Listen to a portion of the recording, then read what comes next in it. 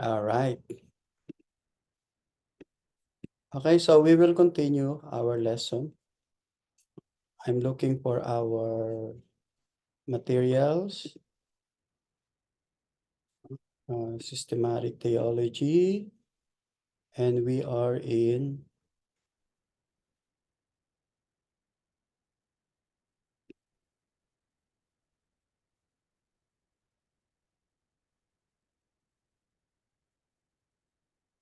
okay. All right, so we are now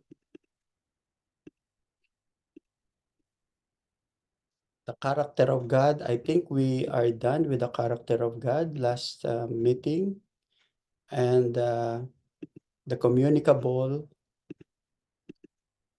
And now we will talk about the Trinity. Okay, this time we will be talking about the Trinity, and if you have some questions about Trinity, I think you heard about Trinity, you're familiar with Trinity. Now let's have another discussion. Let's discuss this again so that it will become clearer in our mind what is Trinity all about. All right, so if you have any question about Trinity, do not hesitate to raise your question. Huwag kayo mahihiya because let us discuss it clearly. Okay?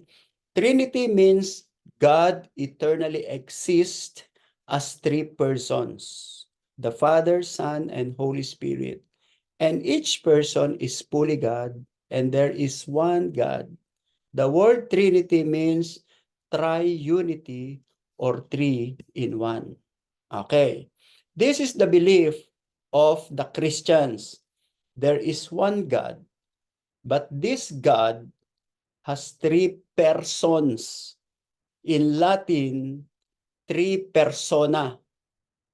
Okay? In other language, the three persona is three manifestations of God. He manifests himself, although he is one, but he manifests himself in three types, in three different ministries or three different personas.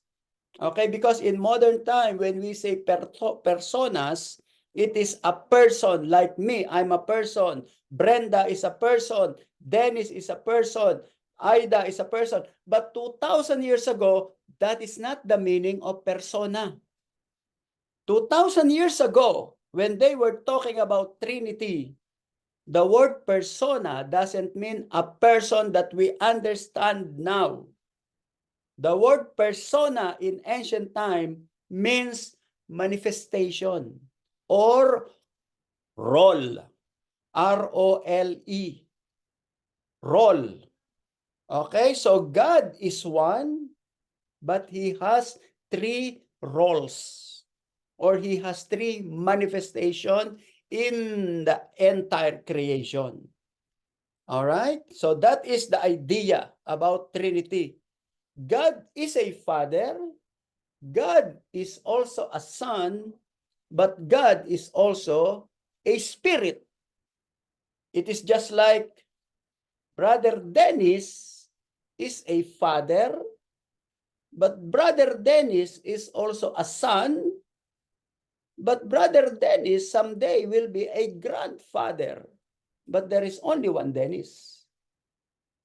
Dennis has three manifestations. Dennis has three roles. Okay?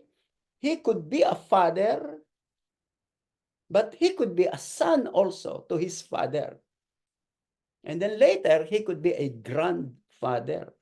But there is only one. All right? So we have to understand it that way. And yet, God is still a mystery. God is still a mystery. That is the easiest way to understand the meaning of Trinity. He is one God with three personas. Okay? Again, when we say personas, in 2,000 years ago culture, it's a different in our understanding now. Okay? That's why do not compare Trinity to egg. Do not compare Trinity to water, ice, and then vapor. It's a different thing. That's why God said, do not compare me to other things. Okay, that's why we are using this illustration, because we want to have an idea what is Trinity all about. Progressively revealed in the scripture. Okay, it is progressively revealed. It was not revealed right away. During the time of Moses, during the time of Abraham, during the time of Adam, it was not revealed. But they were given a hint that there is a multiplicity of God. Okay? Look at that. Not explicitly found in the Old Testament. However, several passages suggest or even imply that God exists as more than one person. Example, Genesis 1:26. Then God said, let us make man in our image according to our likeness. Let them have dominion over the fish of the sea, over the birds of the air, and over the cattle, over all the earth, and over every creeping things that keeps on the earth. So you can see here that God was talking plural, in plural form. Let us make man. God didn't say, let me make man in my image. Okay, why? Because in Hebrew, the word God is in plural form, Elohim. Elohim is in the plural form. That's why there was a question amongst Old Testament prophet. Is our God plural? Is our God many? Okay, because the name of God in Hebrew is in plural form.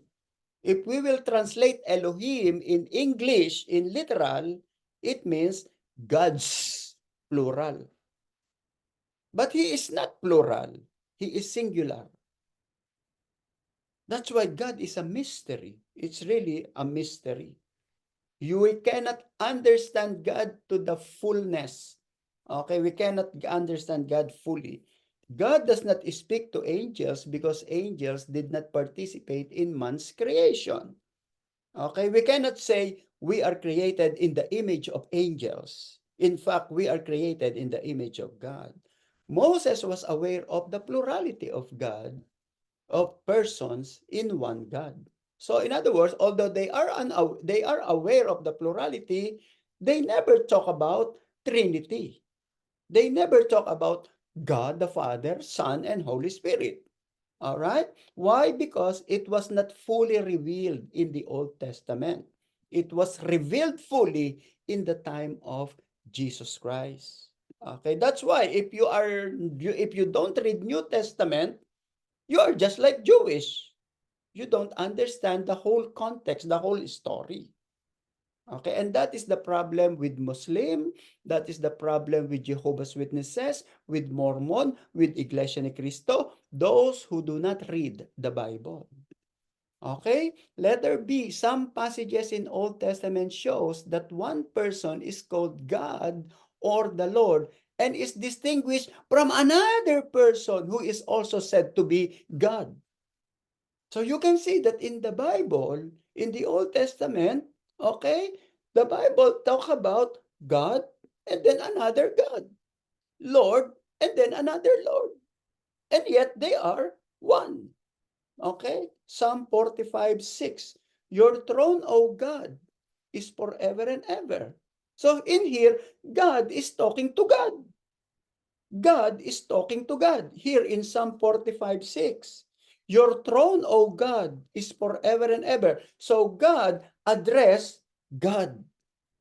Okay, your throne, O God, is forever and ever. A scepter of righteousness is the scepter of your kingdom. You love righteousness and hate wickedness. Therefore, God, your God, you can see that. Therefore, God, your God, has anointed you with the oil of gladness more than your companion. And then in Hebrews 1:8, it was explained by the writer that the one God is the Son and the other God is the Father, but they are one. But to the Son, he says, your throne, O God, is forever and ever. A scepter of your righteousness is the scepter of your kingdom. So according to Psalm 45:3, God spoke to God. But Hebrew 1:8 explains it very clearly that it was the Father who spoke to the Son.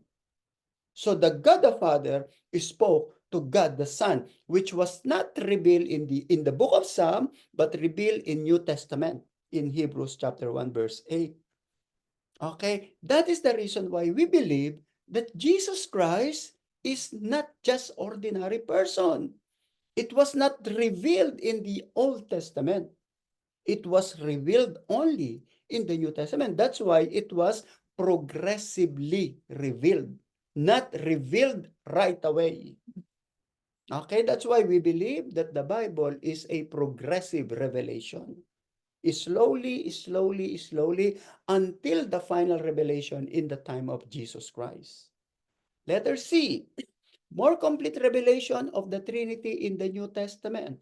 Matthew 3:16. When he had been baptized, Jesus came up immediately from the water.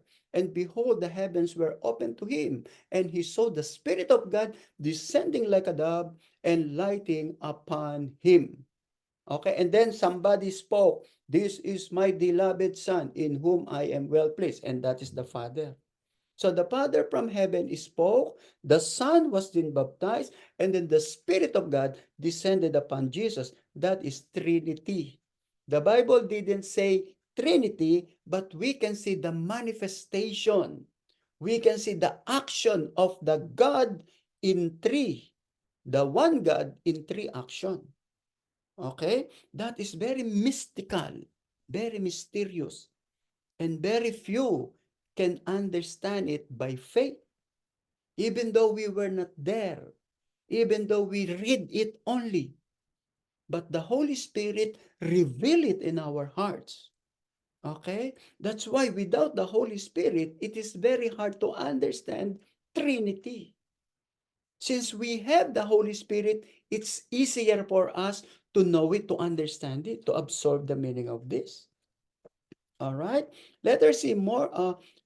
John 10:30. Jesus said, I and the Father are one. What is that I and the Father are one? Okay, does it mean that one in number? It could be. But the word one there could also be we are united. Echad in Hebrew means one or united. Okay, so that it could be the meaning of Jesus Christ. I and the Father are one in number, or I and the Father are united in eternity. When the Son of God entered the history of mankind, it is expected that this great event would be accompanied by more explicit revelation. Okay, so in other words, when Jesus Christ was born, was crucified, rose from the dead, and resurrected, okay, it means it will give us more revelation. And this is exactly what happened. That after the resurrection of Jesus Christ, the Christians began to absorb and learn more new things from the Holy Spirit. Remember that when Jesus Christ ascended to heaven, the Holy Spirit descended to earth. Now, the Holy Spirit began to speak to the Christians, and the Christians received more revelation. John, Peter, James, Paul, Jude, and all the writers of the Bible, they received many revelation from the Holy Spirit, aside from the revelation that they received from Jesus Christ. Okay? Okay, what is the biblical teaching? Oh, this is our teaching. So the first thing that we see is in action. Okay? We can see in action the manifestation of the Trinity. Okay, now in the Bible clearly teaches that God is three in person. Okay, God is three persons. The Father is not the Son, nor the Holy Spirit.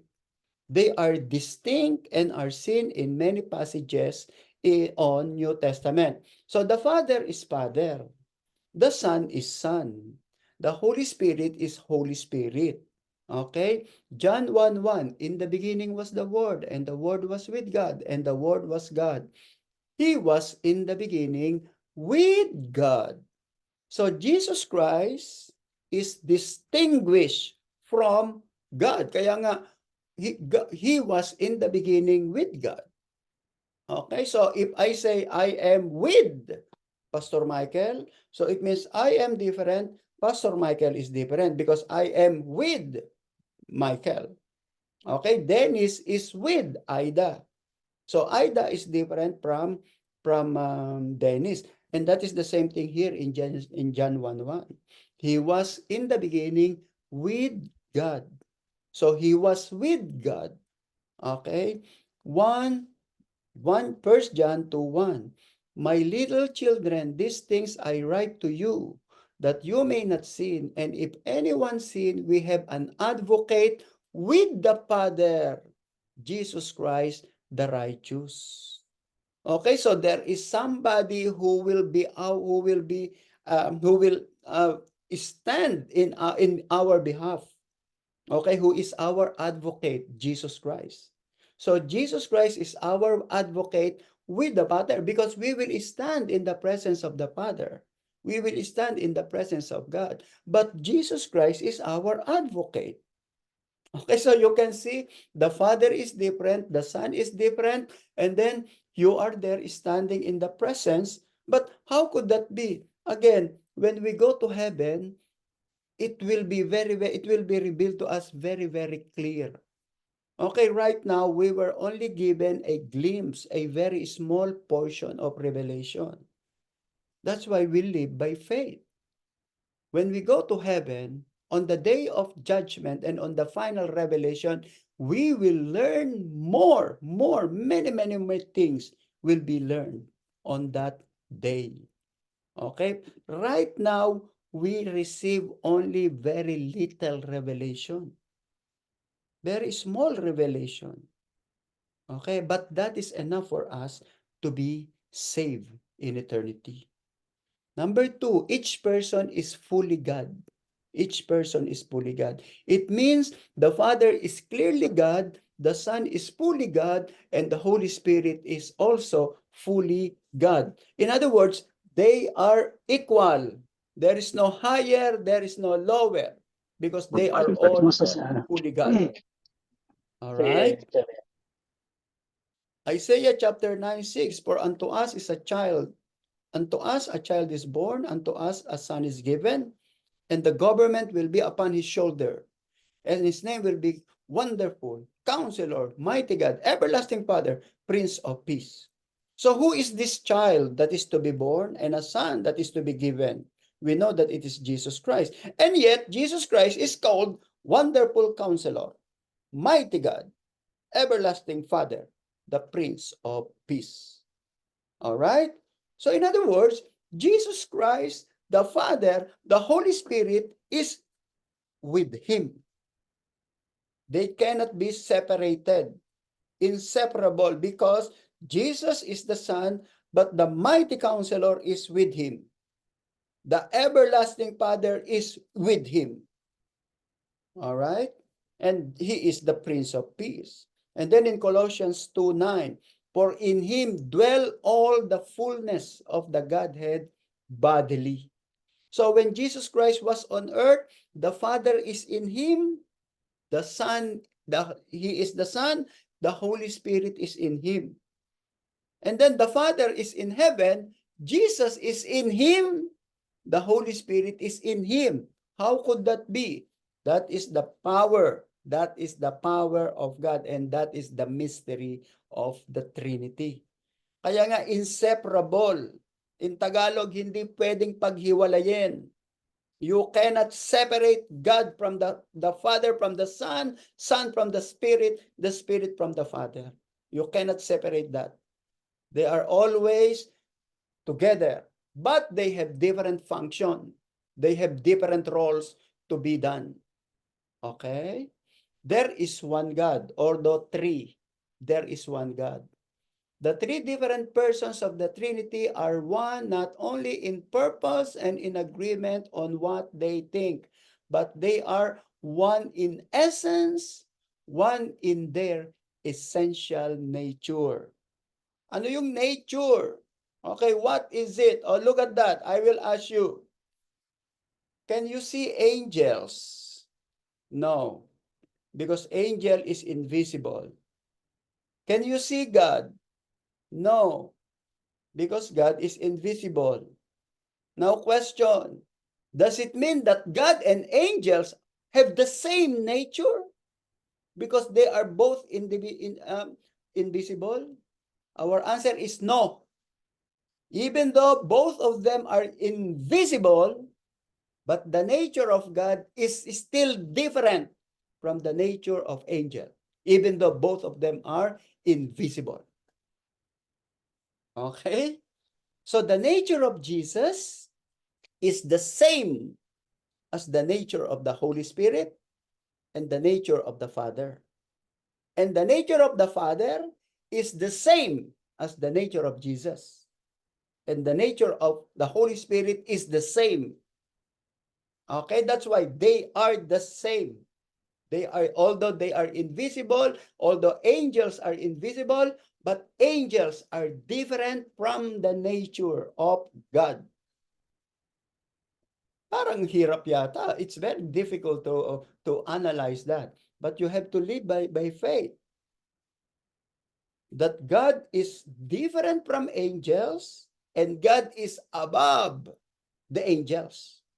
Even though both of them are invisible in our naked eye. All right? Deuteronomy chapter 6 verse 4. Hear, O Israel, the Lord your God, the Lord our God, the Lord is one. The Lord is only one.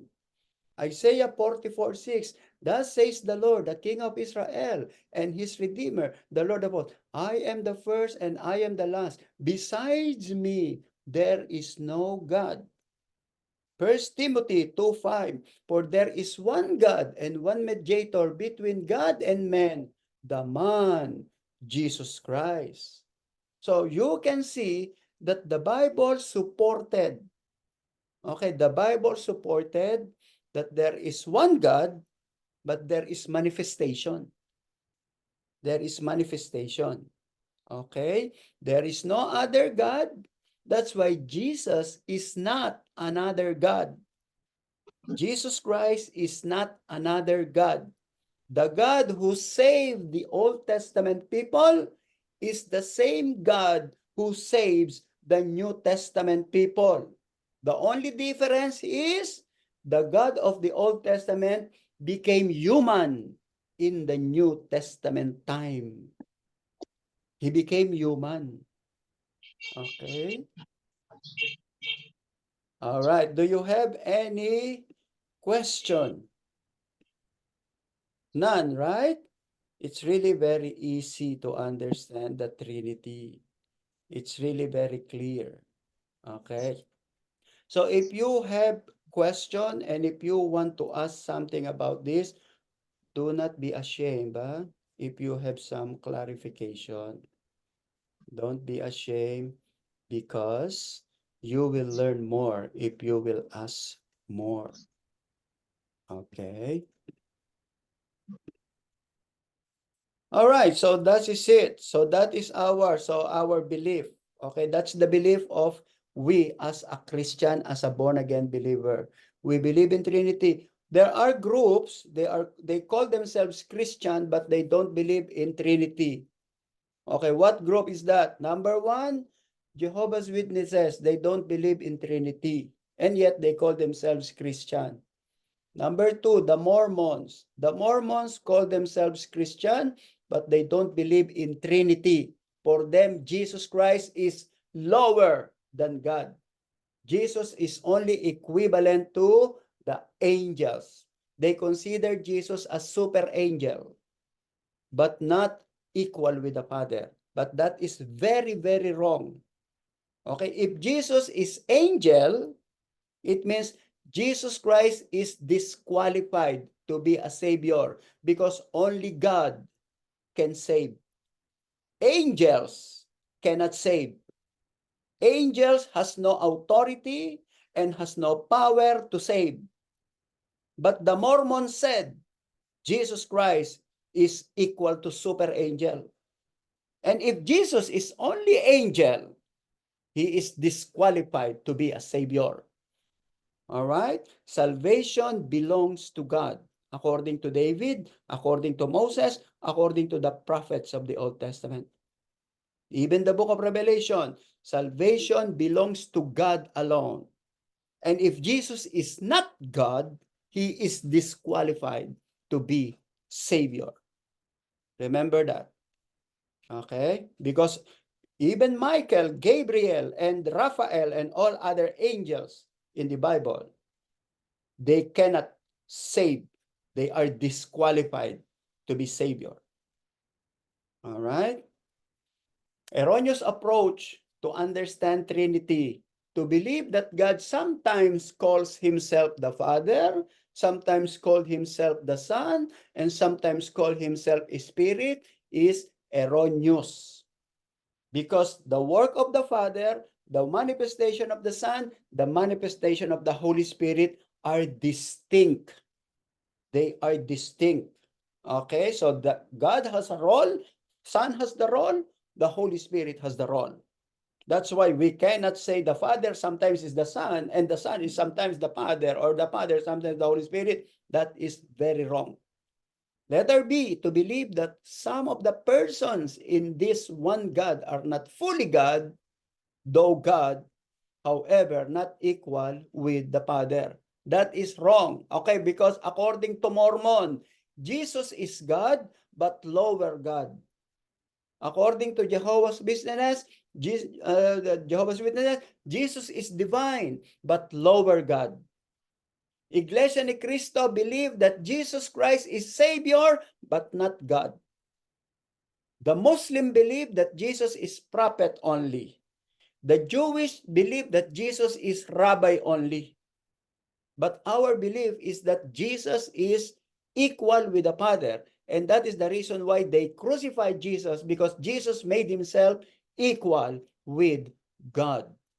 Okay, kaya nga sa galit ng mga Pariseyo, because the Pharisees refused to listen to the teaching of Jesus, because Jesus compared himself equal with the Father. What did they do? They killed Jesus. Because they could not believe that Jesus Christ made himself equal with the Father. Letter C, to believe that there is only one God in number, not three, therefore other persons are not God but divine. All right, so this is the belief of other group like what is this? The Ebionites, okay, the Docetic, some early Christians, okay, they believe that there is only one God, God the Father, and then Jesus is lower than God. Okay? All analogies have shortcomings. That's why we should not compare all analogies. People have used several analogies drawn from nature or human experience to explain this doctrine. That's why I always look at that. I compare God with work. Example, like Brother Dennis. We use Brother Dennis as example. He is acting as a father, he is acting as a son, he is acting as a grandfather. According to the Bible, that is still very different. I'm only using that as an example so that you can have an idea. But it is still different. Okay, it's still different. Okay, there is one rabbi that says, etong sabi ng rabbi, if I can understand God fully, it means I am already God. Nobody can fully understand God as God. Nobody can fully understand God because He is God. We are only human. Okay, if God revealed Himself in a very little revelation, believe, just believe. And that is enough for us to be saved. Letter B, these analogies are helpful in elementary level of understanding, but inadequate and misleading in further reflection. That's why Isaiah 46:5, to whom will you liken me and make me equal and compare me, that we should be alike? They lavish gold out of the bag and weigh silver on the scales. They hire a goldsmith and he makes it God. They prostrate themselves. Yes, they worship. That's why God said, do not compare me with images and idols. Do not compare me with them. All right? Number 5, letter number 5, God eternally and necessarily exists as a Trinity. When the universe was created, God the Father spoke the powerful creative words that brought it into being. God the Son was the divine agent who carried out these words. Okay, so God spoke, and then the Son is the Word. The Word carried out the words. That's why in the beginning was the Word. And God the Spirit was active, moving over the face of the water. So you can see there, the Father is there, okay? And then when He spoke, the Son, that is the Son, the speech of God is the manifestation of the divine Word of God. And then the Spirit of God is moving on the face of the water. That is in creation. Letter B, so it is as we would expect. If all three members of the Trinity are equal and fully divine, then they have all three existed for all eternity, and God has eternally existed as a Trinity. John 17:5 and 24. Letter C, moreover, God cannot be other than He is, for He is unchanging. Therefore, it seems right to conclude that God necessarily exists as a Trinity. He cannot be other than He is. What is the idea here? The idea here is that from the very, very beginning, God is already Trinity. Okay? Although it was not revealed to Adam, it was not revealed to Abraham, it was not revealed to Moses, okay? It was only fully revealed to the New Testament people when the Son became human being in the person of Jesus Christ. But from the very, very beginning of existence of God, Trinity is there already. Okay, Trinity is there. All right? The importance of the doctrine of Trinity. What is the importance of this? This teaching has implication that the very heart of the Christian faith. One, atonement is at stake. As created being, Jesus could not bear the full wrath of God against all of our sins. No one can save but God alone. Nobody can save but God alone. So God has decided to become a person. That is the good thing in Trinity, huh? That is the good thing. Remember this.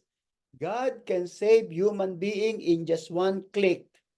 In just one click, He can save the whole creation. He can save human being in just one click. But instead of doing that, He decided to make Himself human being. Why? Well, because that is a wisdom of God. That is a wisdom of God. Letter B, justification by faith is threatened if we deny the full deity of the Son. Example, Jehovah's Witnesses who do not believe in justification by faith alone.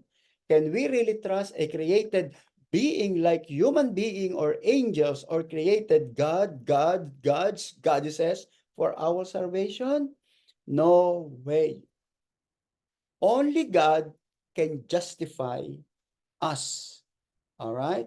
Letter C, if Jesus is not infinite, should we pray to Him or worship Him? Only omniscient being could hear and respond to all prayers of all God's people at the same time. Okay, look at that. Listen to this.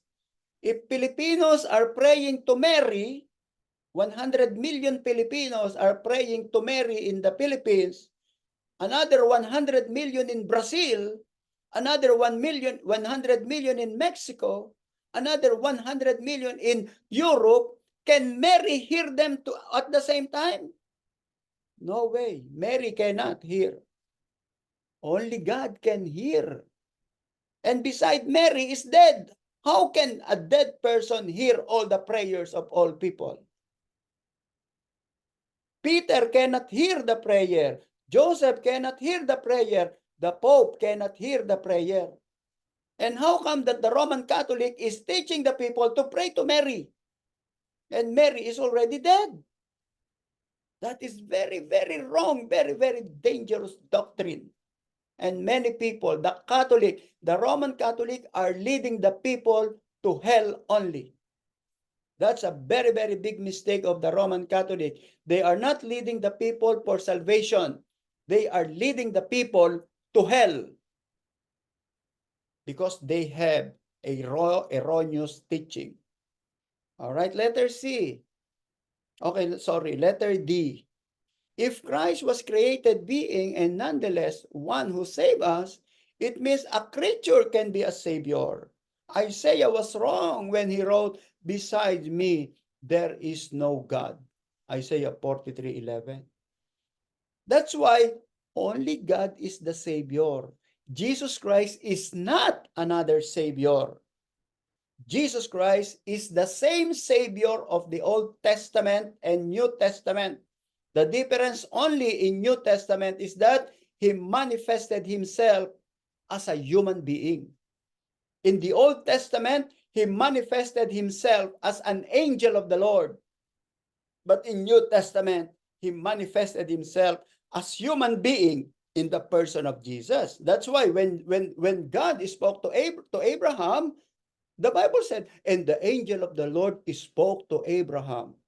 When God spoke to Moses, and the angel of the Lord spoke to Moses.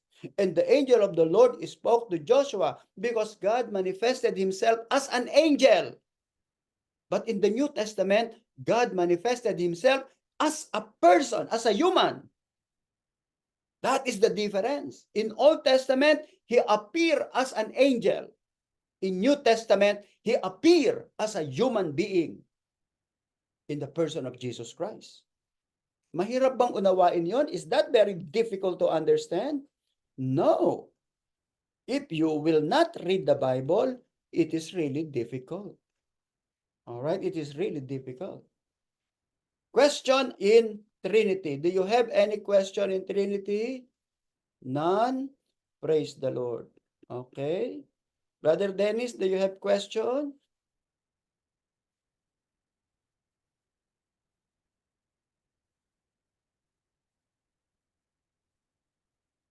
None? Okay, now, we will go to creation. Why do we need to study creation? Why, how, and when did God create the universe? Should be, when did God create, not created. When did God create the universe? God created the universe by His word. It was originally very good, and He created it to glorify Himself. Why do we need to study creation? Because there are group of people that don't believe in creation. They said there is no creation that happened in the universe because from the very, very beginning, the universe is already here. Okay? And that is what we call the evolution. We do not believe in evolution. We believe in creation. God created the universe. Okay? And it is out of nothing. Okay? Our question is, what was universe before it became universe? What is our answer for that? If somebody asks you, especially mga young people now, what is universe before it became universe? How do you answer that? Our answer is nothing. There was no universe. There was nothing. Okay, and then when God began to create, then He created the universe. Okay, there was nothing at all. How is it? I don't know. That's beyond our comprehension. Now here comes the enemies of the Bible. They said The universe is already there. But it was not big. It was only small. It was only a mist. And then this mist became bigger, bigger, bigger, bigger until it became universe after billions and billions of years. That's the theory of the evolutionist group. Out of nothing, out from chaos. God created the universe out of nothing. In Latin, ex nihilo. It means that before God began to create the universe, nothing else existed except God himself. There is no created things or beings in the universe that is eternal. There is no eternal except God. Only God is eternal. The universe is not eternal. Okay, nothing is eternal except God himself. How could that be? That is beyond our comprehension. Even though you think of it again and again, you cannot reach it out because that is beyond our understanding. God is infinite. We are finite. All right? Genesis 1, in the beginning, God created the heavens and the earth. The question is, when was the beginning? Who can tell when was the beginning happened? Nobody can tell except God because nobody was there. No human being can say, I know the beginning. Who are you? You were only 80 years old. Then you will say, I know the beginning. That's why the evolutionists are very, very wrong. That's why it is a theory of evolution. It's only a theory. It's not a fact. It is only a theory. Okay? 33:6. By the word of God, the heavens were made, and all the hosts of them by the breath of his mouth. So it is the word of God. So before it was nothing, and then God spoke, and then everything comes into being. In 2 Maccabees 7:28, I beseech you, my child, to look at the heavens and the earth and see everything that is in them and recognize that God did not make them out of nothing that existed. So according to Apocrypha, this is Apocrypha. Okay? Apocrypha said, God created universe out of nothing. There was nothing. He didn't use a fire to create the universe because that's the teaching of other religion. Even Quran said the universe and all the stars was created out of fire. In the Greek mythology, the whole universe was created out of one dust or one stone. And then everything comes into being. But for the Bible, no, he didn't use anything. He didn't use material, but he just spoke. God spoke. And how do we know? Because the Bible said. The Bible said. That's why the Bible said, by faith, we believe that it was created by God out of his word. By faith. The creation of spiritual realm. God created the heavens and all that is in them. Acts 4:24. NASA said that there are about 300 sextillion. What is that 300 sextillion? 3 followed by 23 zeros. Stars in the universe. There are 300 sextillions stars in the universe. According to NASA, that's only estimate. All right? But according to Prophet Jeremiah, the hosts of heaven cannot be numbered. Colossians 1:16, for by him all things were created that are in heaven and that are on earth, visible and invisible, whether thrones or dominion or principalities or power. Can we number them? Can we identify them? Oh no, we cannot. But according to the Bible, God named all stars. He named them all. All right? Adam and Eve. Let's now go to Adam and Eve.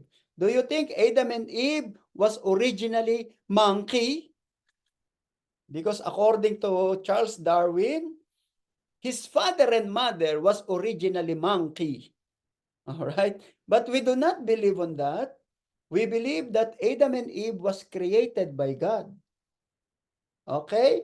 Adam and Eve was created by God, and then God put them at the Garden of Eden. Adam was created in special and personal way. Okay? According to, as I have said, according to evolutionists, human beings were not created by God. But according to our belief, human beings were created by God. All right? Letter B, Eve descended from Adam.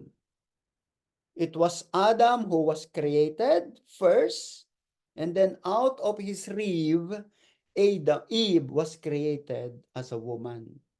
And they were created in the image of God. They were created in the image of God. So in other words, human beings are just like God. Human beings are just like God. Human beings are not like monkey. Human beings are not like chimpanzee. But human beings are just like God according to the Bible. Alright? Para pala tayong Diyos. We are just like God. Okay? We are not like monkey.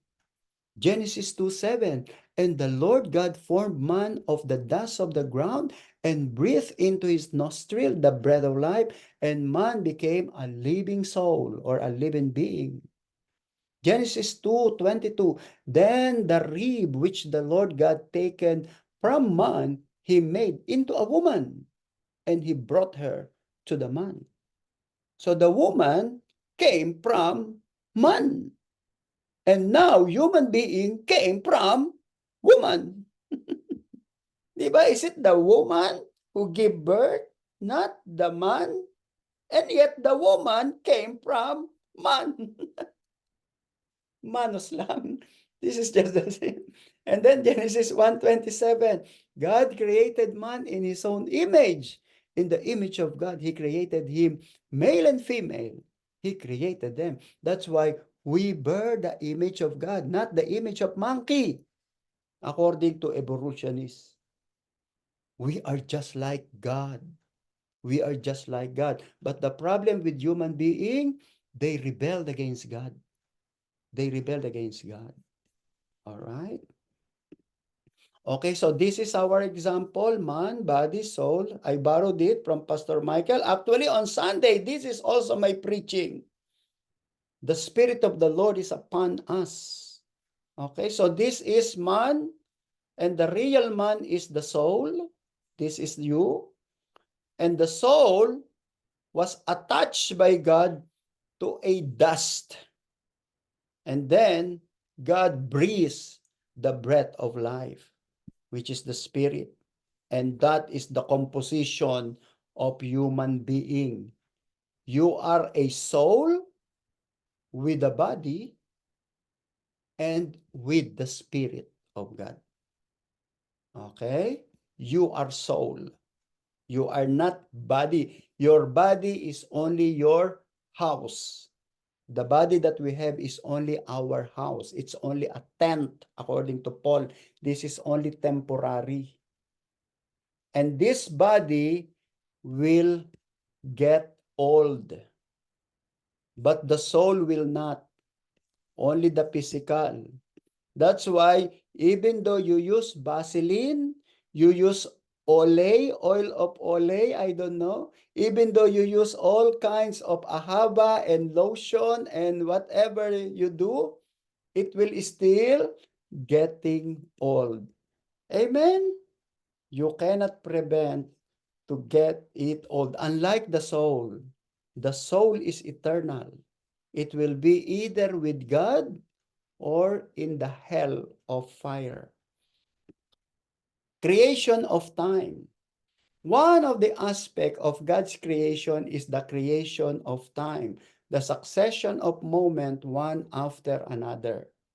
When we speak of God's existence before the creation of the world, we should not think of God as existing in an unending extension of time. God is eternal, and his eternity means that he has a different kind of existence. An existence without the passage of time, a kind of existence that is difficult for us to imagine. Job 36:26.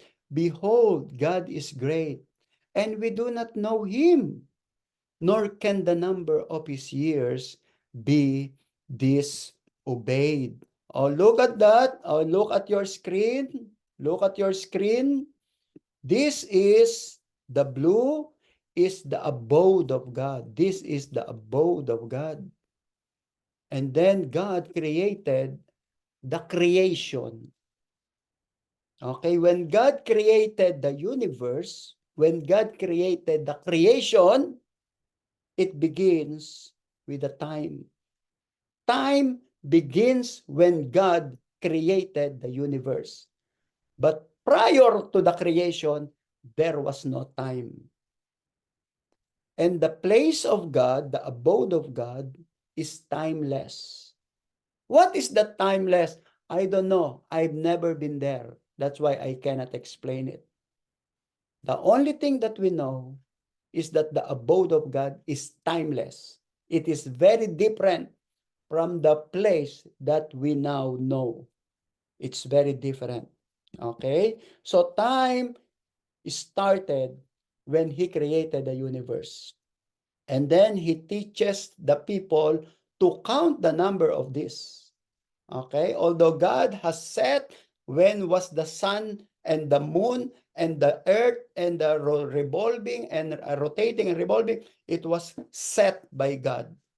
Okay, and then the people learned that there is 1 day, 2 days, 3 days, 4 days. God taught that to human being. All right. The work of the Son and the work of the Spirit on creation, we already know that. The Father, God the Father, was the primary agent in initiating the act of action, or the act of creation. But the Son and the Holy Spirit were also active. The Son is often described as the one through whom creation came about. Okay? Example, if I will ask you, cut off a tree. Cut the tree. Cut the tree. So, in cutting a tree, you need an instrument. You need either a saw or a knife in order to cut it. So the question is, who cut the tree? You or the knife? You and the knife cut the tree. That is the same thing in creation. God created through the Son. Okay, God created the universe through the Son. Without the Son, all things cannot be made. That's why John 1:1, in the beginning was the Word, and the Word, all things was created by him, and nothing that was made shall be made without him. Because he is the true whom creation came about. Okay, it is just like, how did you cut the tree? By through knife or through a, what is that? A saw. All right. Letter B, the Holy Spirit is generally pictured as completing, filling, and giving life to God's creation, the sustaining and governing function.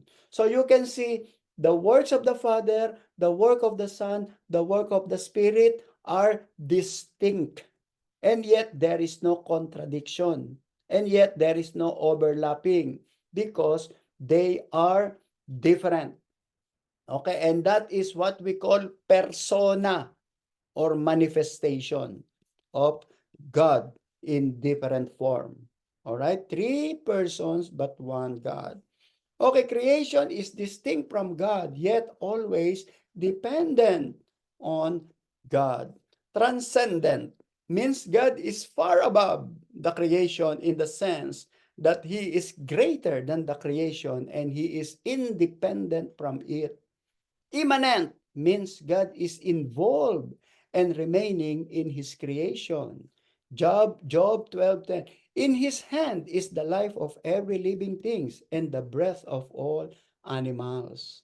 God's transcendence and immanence are both affirmed in the single verse, one of God, the Father of us all, who is above all and through all and in all. Okay, so look at this illustration on your screen. Here is God, and he is creation. Creation is depending only on God. God can be God even without creation. It is just like even without you and without me and without us, God can create church. Even though Pastor Perdi did not come here to New York, even though Pastor Michael did not come here to New York, God can build Win New York, even though we did not come here. Okay? He is not relying on me. He is not relying on us. We are relying on Him. We need Him. He doesn't need me. I need God, but God doesn't need me. God doesn't need us. Okay? We need God. And for that, we need to be very thankful to God. It is just like if you want, God will use you. If you don't want, so be it. He will not be affected by that. And that is the meaning of transcendent. God is far, but God is immanent, but God is involved. Okay? We cannot see Him, but He is here with us. All right? He is here with us. Okay, that's why I am not afraid on what will happen in our ministry, because it is God who sustains. Because it is God who will work in your life. It is God who will work in our lives. Because we depend on Him, not He depend on us. All right? Praise the Lord for that. That's why being a Christian, my brother and sisters, being born again, being a Christian is not, it is His will, not our will.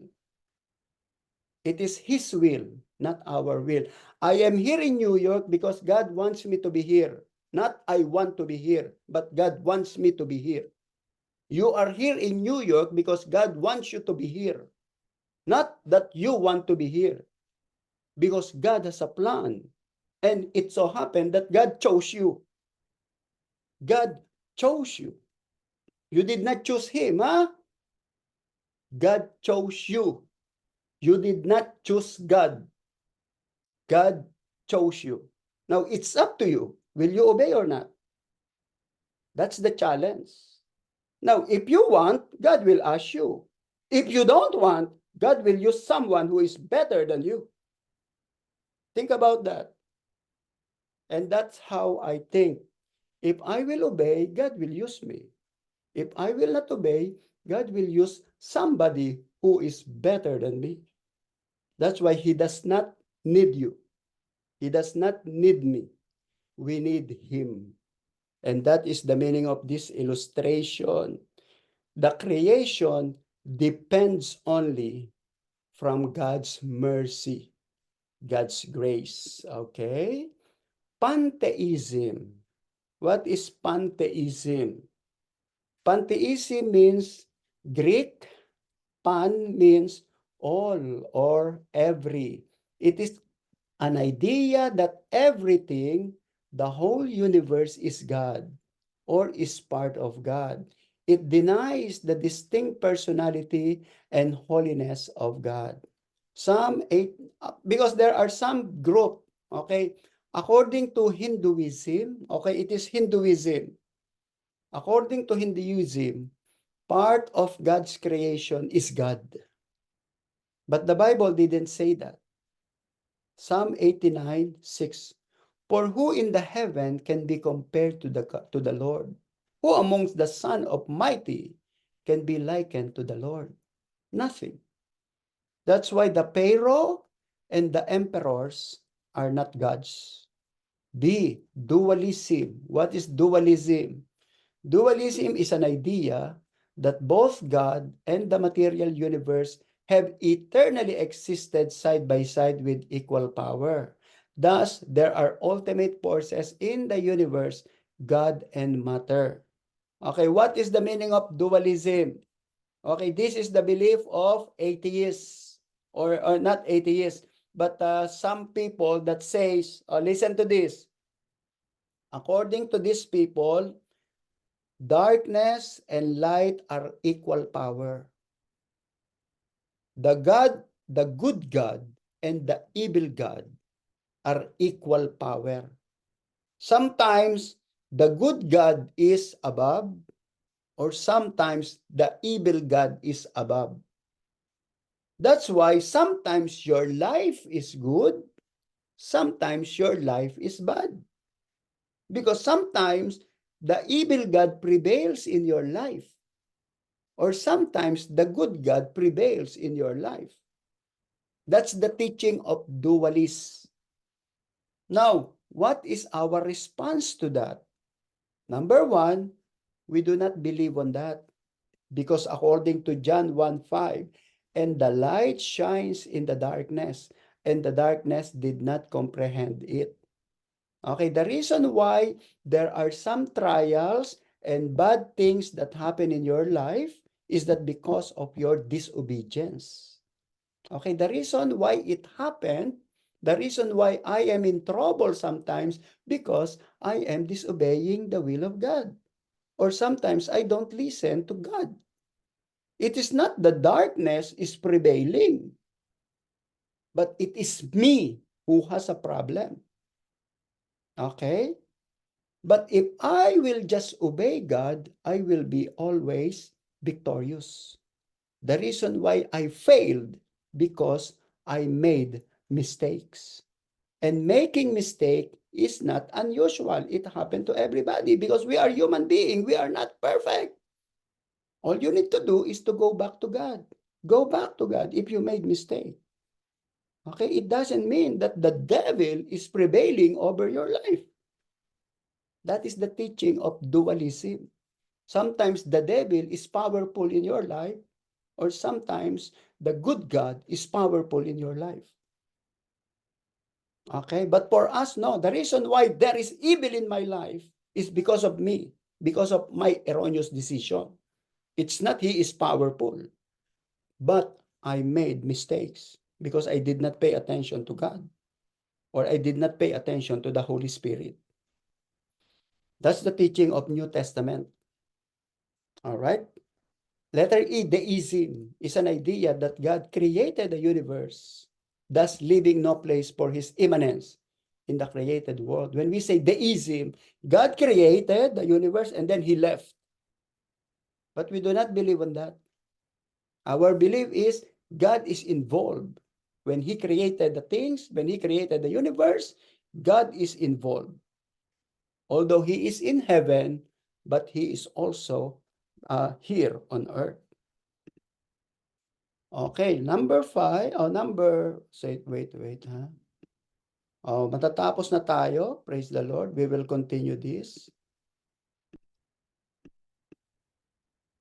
Okay, lesson number 7, God created the universe to show his glory. That is the meaning. That is the reason why God created the universe. God created the entire universe, okay, because he wants to show his glory. He wants to share his love. Okay, that is my question to you. Oh, listen to me. If I will ask you, why do you think God created you? What is your answer? Why do you think God created you? Your answer is, God created me because he wants to share his love to me. That is the answer. He created me because he wants to manifest his love in my life. That's why do not think that God didn't love you. Do not think that God does not love you. Because the fact that God created you is to show and to manifest his love towards you. That's why if you are in trouble, my brother and sisters, if you are in a problem, whatever problem it may be, always remind yourself that I am created by God because He wants to manifest His love toward me. God loves me. Whatever happened to me, God loves me. And that is the purpose why He created the universe, to show His glory and to manifest His love to you. The entire creation is intended to show God's glory. Even the inanimate creation, the stars, sun, moon, and sky, testify to God's greatness. Isaiah 43:7, everyone who is called by my name, whom I have created for my glory, I have formed him. Yes, I have made him. Revelation 4:11, you are worthy, O Lord, to receive glory and honor and power. For you created all things, and by your will they exist and were created. And according to Paul, whatever you do it for the glory of God. Okay? I am doing this because I want to glorify God. You are helping the ministry, you are helping the church, you are supporting the church because you want to glorify God. No other reason. You have no other reason. Okay? I am in the church, I am in the ministry because I want to glorify God. That should be our purpose in life. Kaya yung mga naglilinis sa inyo, nagpapagod, those who are cleaning the church, those who are doing work, those who are praying, I really praise God for your life because you are doing it for the glory of God. All right, don't stop. Do not stop serving our Lord because God knows that your labors are all counted with God. 8. The universe God created was very good. Remember this. Our earth is a very good place as far as God is concerned. How come that there are so many demonic people here? How do you answer that? Where there are small, they are only small compared to the goodness that God has done in your life. And that is the mistake of many people. They saw negative, but they don't see the positive things that comes from God. They always see the mistake of other people. They always see the negative. They see the negative. Why? Because they have negative mind and negative eye. Their eyes is full of negative. That's why the way they look at other people is negative. Because they have negative eyes and negative heart. But the earth is created by God very good. So if the earth was created by God very good, think very good, not think negative. Even though there is now sin in the world, the material creation is still good in God's sight and should be seen as good as well, as good by us as well. So the way I look at you, Brenda, the way I look at you, Tess, the way I look at you, anybody of you, it should be very good because you are created by God good. All right? Okay, Genesis 3, Genesis 1:31. Then God saw everything that he had made, and indeed it was very good. So evening and morning were the sixth day. Sometimes the created order can be used in sinful and selfish ways and can turn off affection away from God. Nonetheless, we must not let the danger of the abuse of God's creation keep us from a positive, thankful, and joyful use of it for our own enjoyment and for the good of His kingdom. All right? We should not love money than God. We should not love sex outside marriage. We should not corrupt wisdom. All right? Money is little only than the love that God manifested on us. You know, some people are just like Judas. They love money more than Jesus. And there are many Christians who are like that. They love money than Jesus. Okay, but that should not be the way. That should not be the way. Because we should always focus on good. Good, always good, always good, always good, always good. There is always a chance for changes. All right? Although we are not perfect, of course, but always think of good. The scripture and modern science. Some theories about creation seem clearly inconsistent with the teachings of scripture. According to some theories, secular theory, any theory of the origin of the universe that does not see an infinite personal God as responsible for creating the universe by intelligent design. So who is the example? What is the example of secular theory that does not see that it was God who created the universe? The theory of evolution. The theory of evolution didn't see that it was God who created the universe. For them, there is no God. And it was there. The universe was already there. Number two, Big Bang Theory said that the universe began by growing out from a very dense and hot condition about 13.7 billion years ago. How do you know about 13.7 billion years ago? You're only 80 years old. And then you will say that the earth was there 13 billion years ago. As a whole, space is growing and temperature is falling as time passes. So according to the Big Bang Theory, there was no universe, but there was a very, very small mist. And then this mist was very, very hot. And then it grows with very, very hot. And then it exploded. And we call it Big Bang. And then the universe came into being. That's the Big Bang Theory. It was not created by God. And then the sun, the moon, the stars, they are there. They are because of the bang explosion. And then there was a wonderful, perfect formation of the stars and the universe and the earth and the solar system. That's the big teaching. Okay, but that is not. We don't believe in that. It was God who made a design because God is a God of design, and God is a God of how do we say that? The God of design. Okay, He made the design of all of this. All right, and then let us see the theory of evolution. Okay, so this is it. Man means non-living substance gave rise to the first living materials, which subsequently reduced and diversified to produce all extinct and extant organism.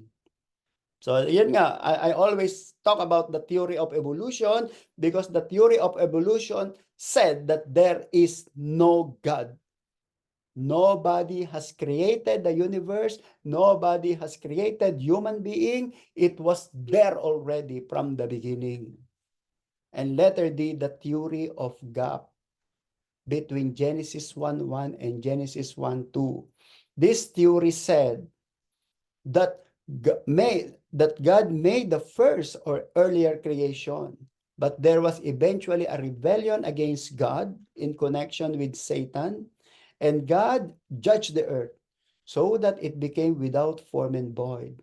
After this, Genesis 1:3 and following is the second creation of God in 6 literal days. Okay, there was a teaching which I believe in this teaching that before God created Adam and Eve, God created Lucifer and the angel first.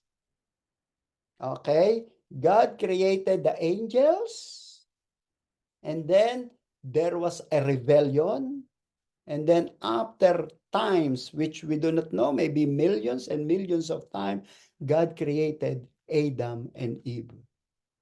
All right? So Adam and Eve was the second creation. That's according to the Bible. All right? Okay, so we will continue this lesson. It's already 10 o'clock. Okay, and I hope you have learned something tonight. All right. If you have any question, okay, and I'm sure you do not have question. All right. All right, so we studied tonight. What did we learn tonight? Number one is Trinity. And then number two is creation. Okay? So, apart from Trinity, your God is wrong. If you do not believe in Trinity, it means your understanding about God is wrong. If you do not believe in creation, it means your understanding of the universe is wrong. Because the enemy of the Bible wants to distort the teaching of the Bible. Yun ang masakit, my brother and sisters. That is sad in our time. There are many Kuya, enemies. inano naman yung sapatos? Oy, nasyak ako ah. Sorry, Pastor.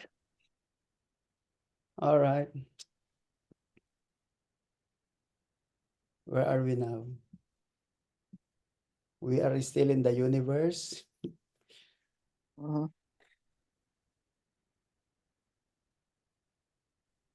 Okay, so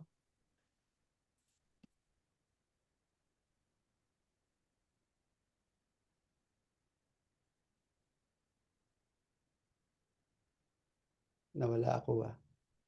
I'm black. Okay, so we will continue our lesson. Okay, there are more things to learn. Okay, marami pa tayong pag-aaralan, especially in what is this? Okay, there are more things to learn.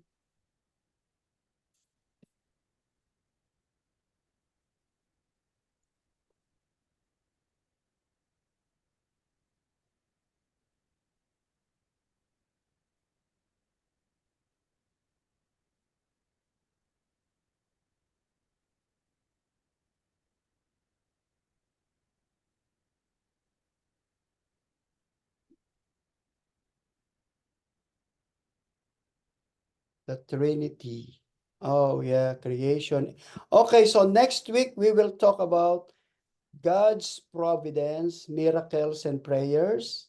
And then we will talk about the origins of demons. Okay, the origins of demons. The demons were not created by God. Okay, the common question for the demon is why did God create demons? That's the common question.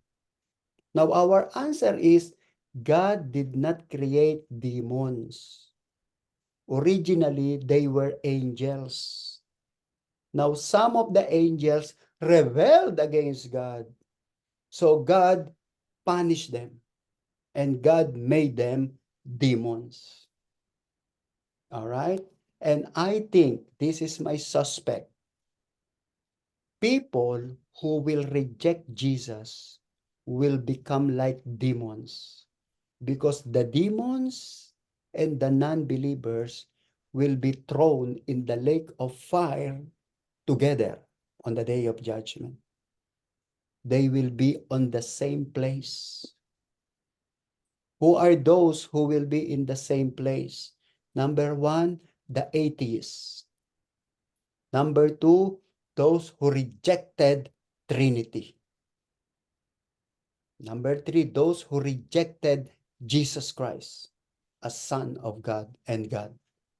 All of them will become demons. They will be in the same place.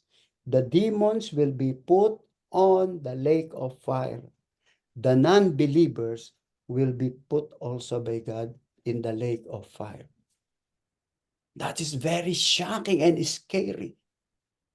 Can you imagine the angels become demons? And then human being will become like that.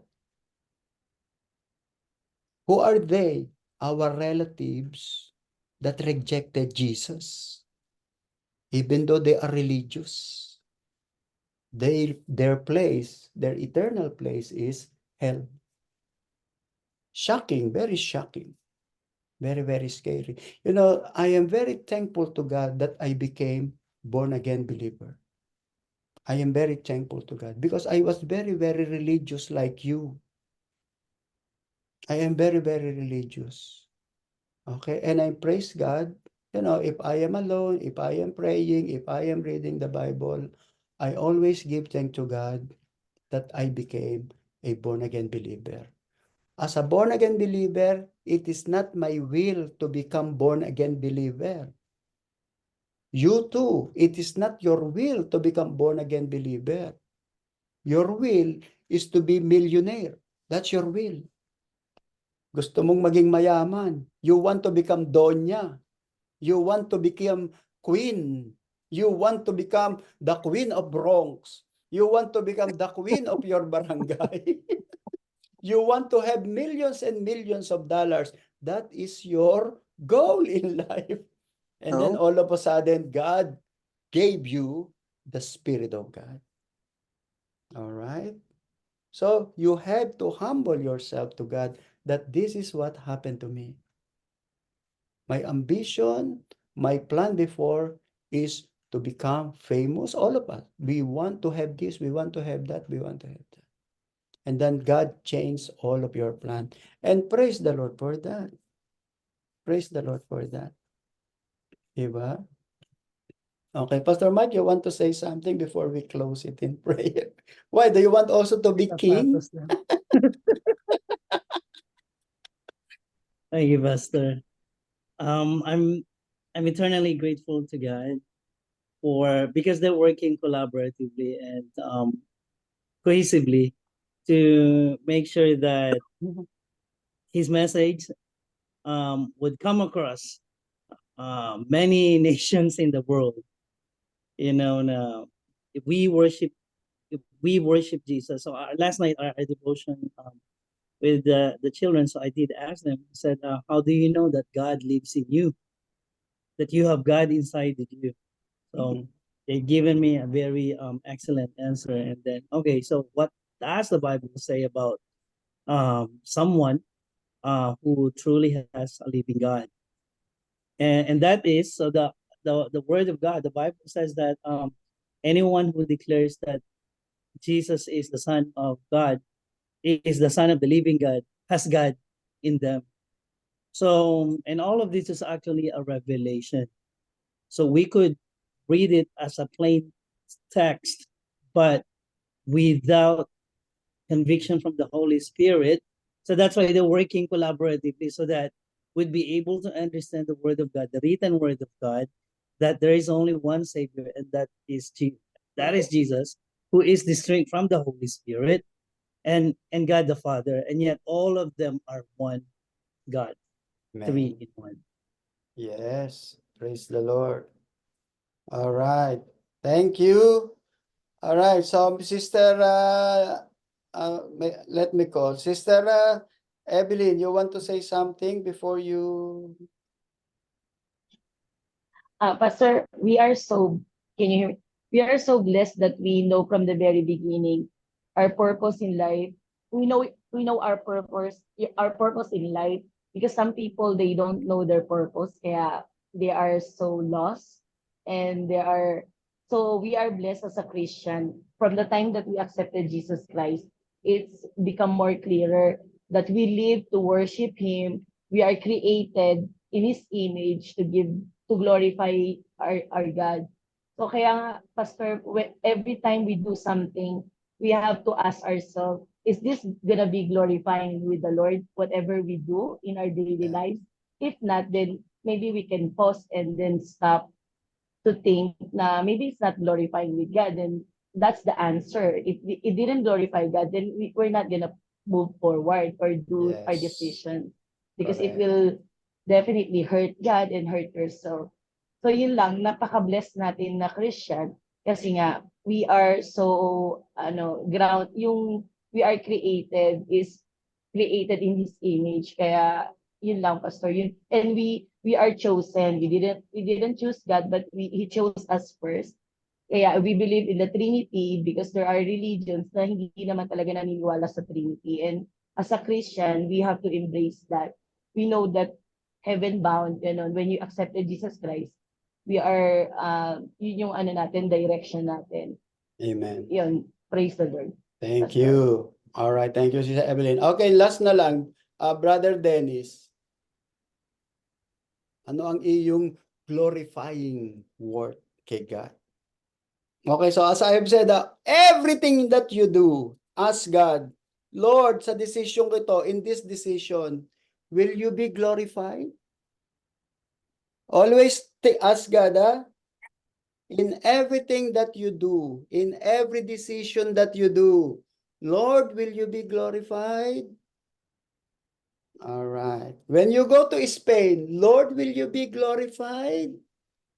When you go to Tagaytay, Lord, will you be glorified? When you eat at the Barbara's restaurant, Lord, will you be glorified? Okay, Brother Dennis. When you go, bumili ka na ba ng ticket, Brother Dennis, for our Chinese Yongsyung? Will you be glorified, Lord? Okay, tell me something, brother. Pastor, I noticed that if we explain the Trinity logically, we will just be going in circles.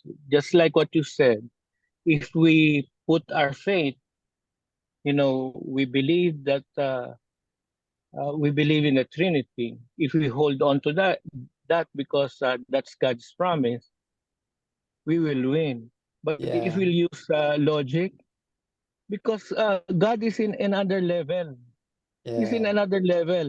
And that our hope is that by the time God comes back, and then he will reveal to us the reason. Yeah. For now, we cannot, even if we contest it with other, the smart people, or we defend it logically, we will not reach up to that level because God has the explanation for it. So I am comfortable, and my faith is that strong in my faith in Trinity. But I'm sure that all of you, there is still that, because if you use your logic, you will not really. But what you said a while ago, Pastor, really, I was raising my hand because if you notice, there's a lot of question in the Old Testament. Most of the issues in the Old Testament. That's why Jesus was punished, because of the Jewish stance was that he was one, or Yeah. Israel. Eh, so that was the one that the Jewish was holding on. That's But if right. you use logic, that's what happened. But if we use our faith, then we live on. Let's get the explanation from God when he returns. Amen. That's why the teaching of the Pharisees during the time of Jesus did not grow. It was just stuck there. Okay? Because they are not willing to absorb new revelation, new knowledge. They rely only on the Old Testament. And the problem with the Old Testament is that the teaching about God is unclear. It was only Jesus Christ who gives a clear picture, a clear portrayal of the true God, of this God of Abraham, God of Moses. Okay, it should be okay. Look what happened to Moses when Moses was talking with God at the burning bush. The Israelites should have think about why did he say the angel of the Lord spoke to God, to Moses? The angel of the Lord spoke to Moses and said, "I am God of Abraham, Isaac, and Jacob." How come that the angel, and then the angel said, "I am God"? I thought he's an angel. I thought God is there in heaven and God is very hard to understand. How come that he became an angel? And why not? And God became human being. Is that impossible?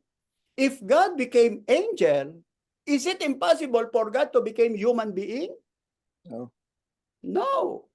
And that is the mistake of the Pharisees, the religious leader in time of Jesus. They limited the understanding of God. That's why they said, God cannot be a man. God cannot be a man. And but why that Daniel said that the Messiah is the Son of Man? Remember in Daniel chapter 7, the Messiah will be called Son of Man. That's why Jesus Christ called himself the Son of Man. Oh, you see? Hindi ako galit, ha? I am not angry. I am only saying what was written in the scripture. All right? So when God said, I am God of Abraham, but he is angel. But this time, I am God of Abraham. That's why Jesus Christ said, I am, I am, I am, I am. Why did he say, I am, I am, I am? Because I am is the God of Moses.